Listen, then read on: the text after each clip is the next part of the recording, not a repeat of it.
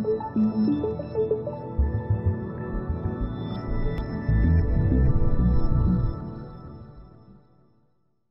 vais vous décrire en quelques mots les positions des deux partis américains par rapport à la présidentielle de 2020 au niveau ESG.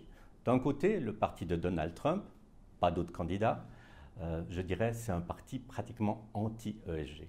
Si vous pensez aux positions de Trump sur l'environnement, c'est le retrait de la COP 21, c'est augmenter au maximum la production de charbon.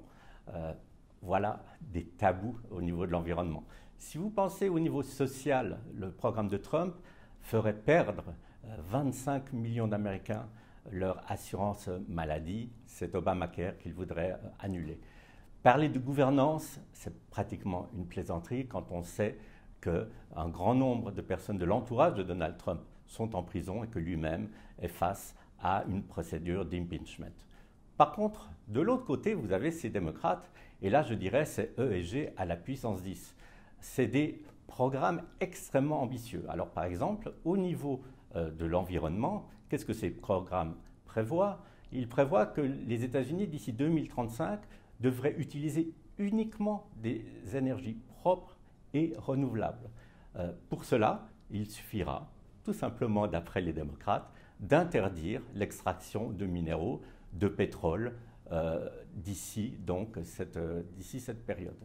Du côté social, il y a aussi des éléments qui sont extrêmement intéressants.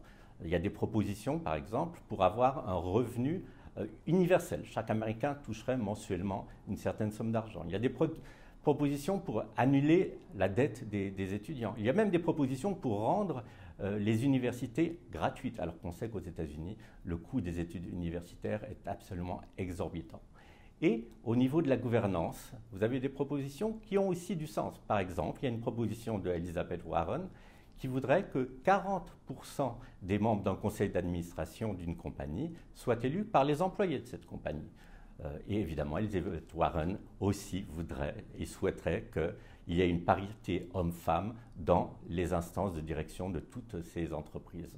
Donc on peut dire ESG chez les républicains, c'est la nuit, et ESG chez le démocrate, c'est le soleil, mais peut-être avec trop d'ambition et des programmes qui seraient quand même très difficiles à mettre en œuvre.